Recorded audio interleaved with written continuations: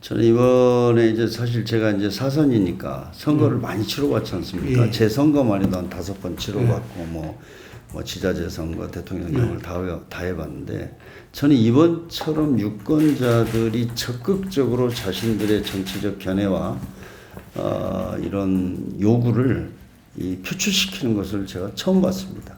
그러니까 우선은 제가 이제 가장 놀란 것은 이 지금 많은 유권자들이 어떻게 보면 정치인들보다도 정치에 대해서 훨씬 더 많은 정보를 갖고 맞습니다. 또 판단한다. 그래서 네.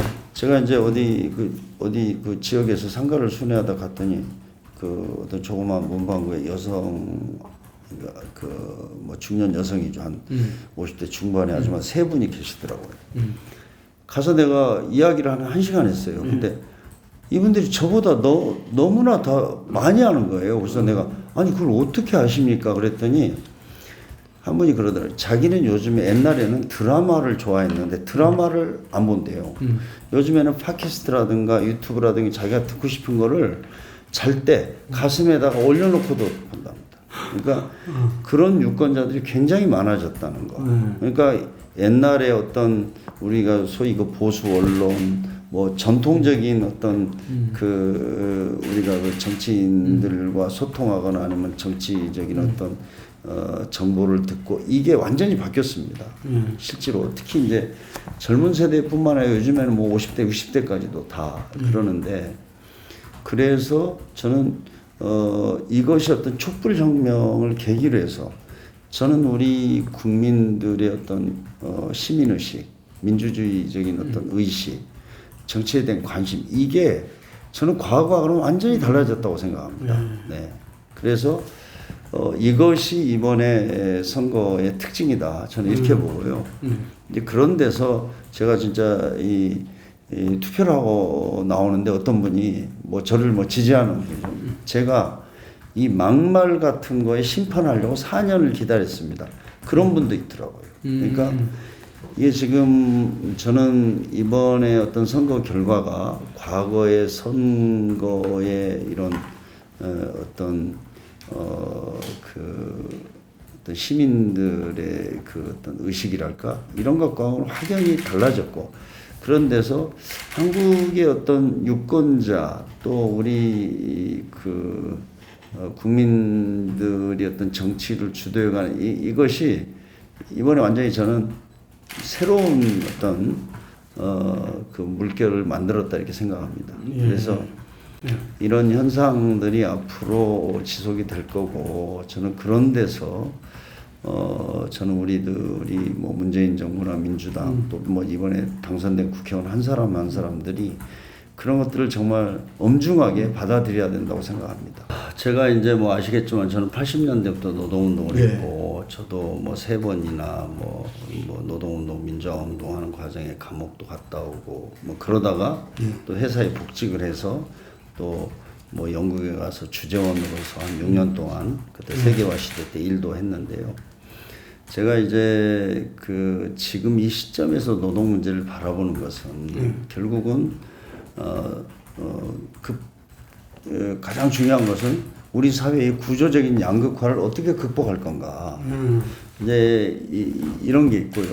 그래서 거기다가 또 하나는 노동시장의 양극화 문제가 있습니다. 그러니까 대기업이나 또 공공 부분에 비해서 지금 중소기업의 비정규직 같은 경우에는 급여로 보면 40%밖에 되지 않지 않습니까?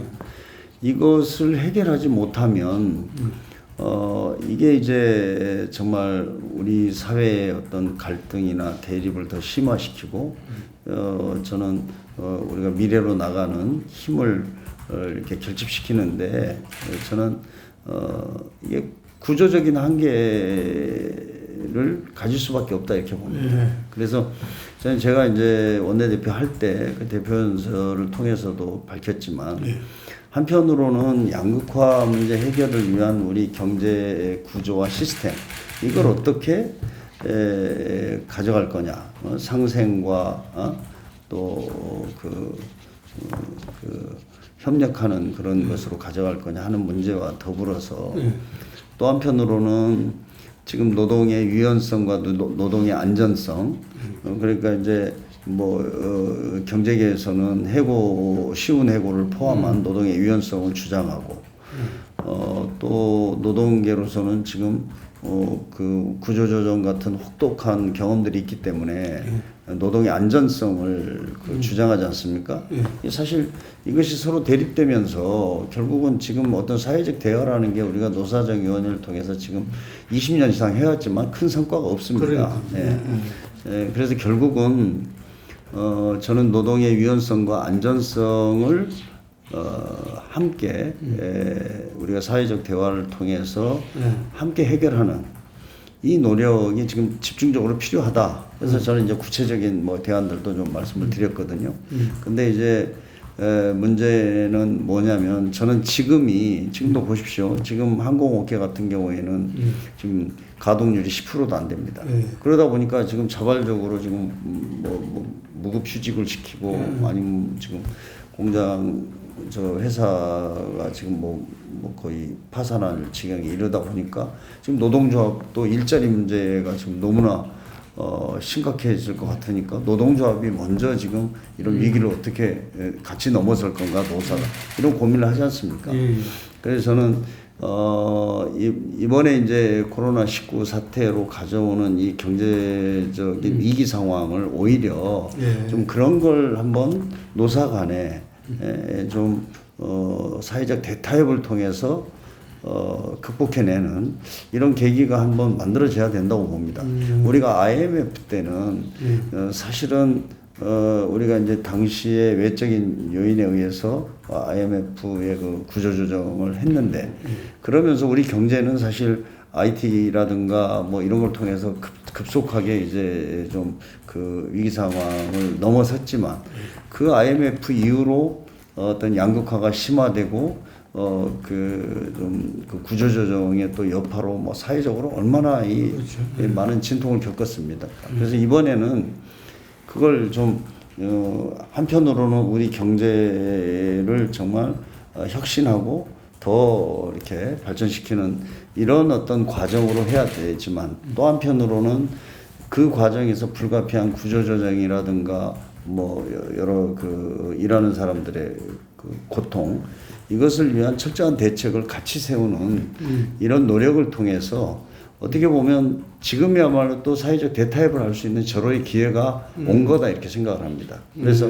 IMF와 같은 그런 어떤 당시에 그 IMF로 인해서 양극화가 심해지고 노동 그 일자리가 불안해지는 이런 것을 이번에는 정말 그런 실책을 다시 되풀이해서는 안 된다 이렇게 생각합니다. 네.